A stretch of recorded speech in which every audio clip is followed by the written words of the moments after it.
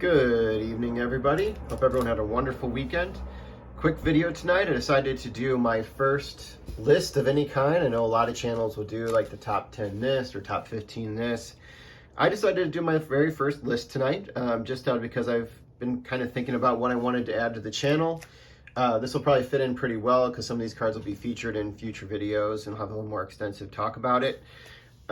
This is going to be my top favorite 15 slabbed cards, graded and or authentic autograph cards. So all these are going to be probably either SGC, PSA, or they're going to be BVG cards primarily.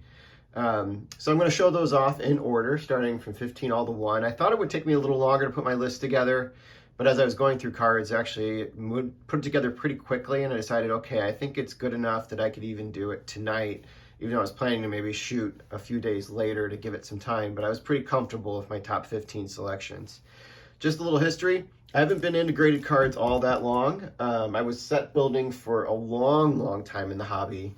I still am very much into set building too, so that's where a lot of my passion is, and a lot of my best cards are actually in the sets themselves. But they're ungraded cards, so they're not going to be on this list, and I probably would put a top 15 list at some point of my sets and be able to show that at some point, so you'll be able to see some of those cards and sets when I do that video or when I do a set presentation. So with that said, my graded card collection is focused a lot on White Sox and Cardinals, White Sox being my favorite team, Cardinals being my dad's favorite team, so you'll see them featured a lot. And this is the top 15 cards I have, or at least my favorite 15 cards at this moment. That could change, so as we obtain and acquire more cards. I got a big one over the weekend. It won't be arriving until next week, and that's what made me think about this video. And I'm sure when I get that card, it would fit somewhere on the next list, probably near the top when I actually do it. All right, starting off at number 15, we're just going to kind of do it going in order here, and we're going to start with a 1962 Tops early win in a PSA 6. I like this card just because it's so sharp. It's obviously of a Hall of Fame pitcher if it played for the White Sox. I think the image looks really cool. Not a big fan of the 62 set, but this one really stood out to me when I got the card, and I'm like, wow, if they all kind of looked like that, I could be a big fan of the 62s. So that's number 14.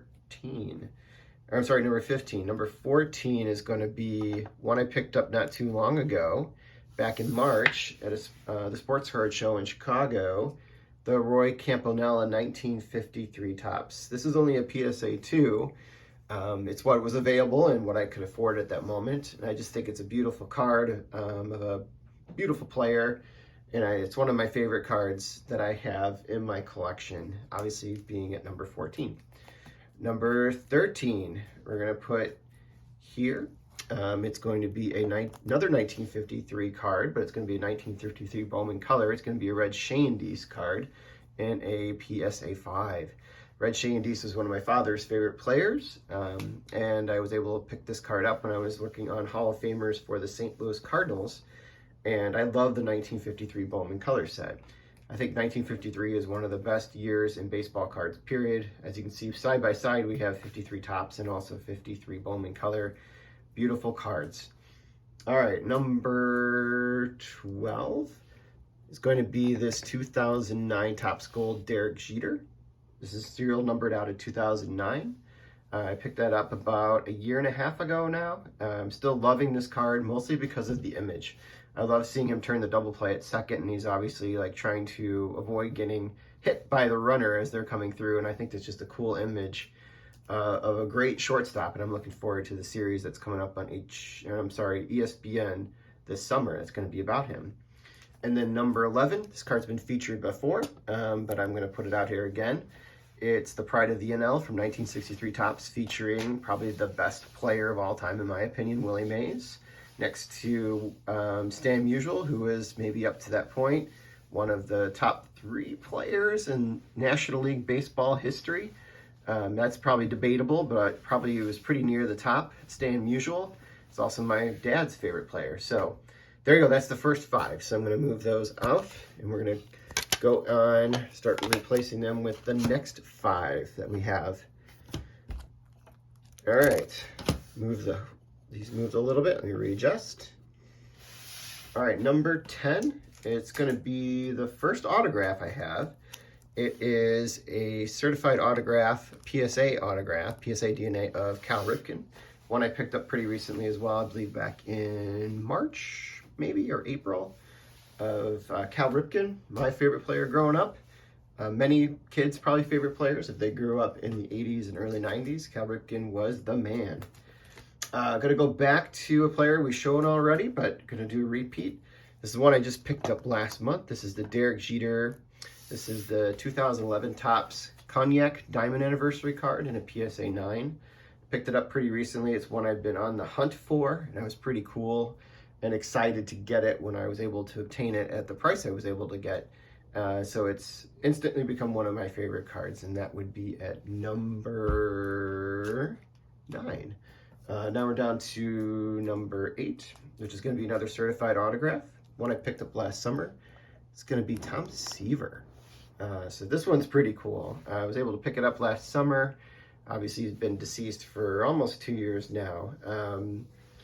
Just a great picture, one I think about quite a bit because it's a card I still need. And for the 1967 Topps set is Tom Seaver's rookie card. All right, so that's going to bring us to number 7. A card I've featured before is the Diamond Stars from 1935 Ted Lyons. It was one of the first vintage cards I picked up from pre-war era, and probably the finest example that I have of any pre-war card at this point, except for one other one that's going to be on my list, and that's a PSA 4.5. And let's see, this is going to be number 6. The one I picked up last summer is a 1960 Tops Bob Gibson. I picked this one up because I wasn't able to afford his rookie card, so I got a second-year card at a reasonable price. I just love the 1960 Topps design. The double image on the front there in the black and white, followed by a color photo. I think it's just a classic set. Topps totally got it right when they released it. All right, so now we will take these down and we'll get ready for the final 5.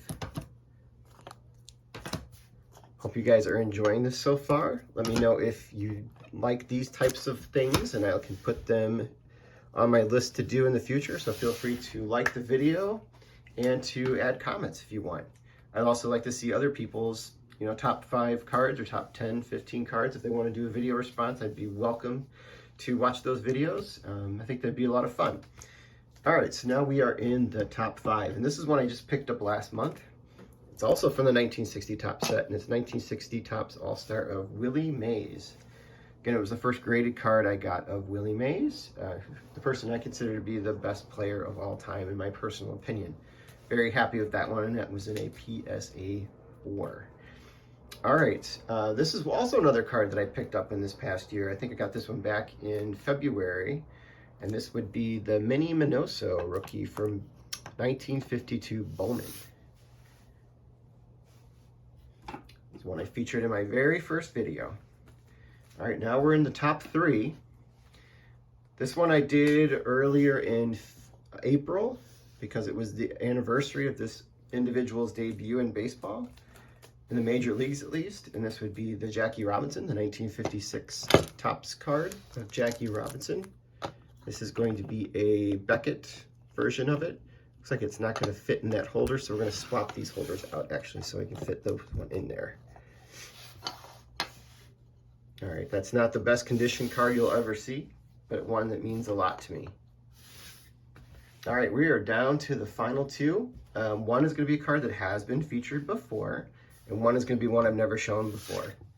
The first one is number 2, is the 1911 Mecca Double Folders Ed Walsh card. When I picked this one up, it was the most I'd ever spent on a card, and I believe it was the last White Sox Hall of Famer I needed to get a Hall of Fame graded card from each and every White Sox Hall of Famer. And the way I determined that were Hall of Famers that were designated as spent their primary time in their career as a White Sox. When you go to Major League Baseball's Hall of Fame webpage, you can search by team, and there was, I think, 15 for the White Sox, and Ed Walsh was the last one I needed. All right, the last one is not going to be a terrible surprise. I mentioned him a lot on this channel, and at some point I'm probably going to do a video on collecting his cards. It is a vintage player. It's another autograph, another certified autograph, one that I was really excited to pick up. Probably towards the tail end of last year, if I'm not mistaken. I think it was like October, November. It's actually a 1963 Tops autographed copy of Stan Musial. Very, very happy to have that one in my collection. He signed a lot as a player. That's obviously going to be quite the benefit to the collector, so his autograph is still pretty inexpensive. And I think this card is in pretty decent shape in addition to having the autograph on it, so it just really kind of stands out. All right, guys, I hope you enjoyed it. Feel free to like and comment, and have a great week.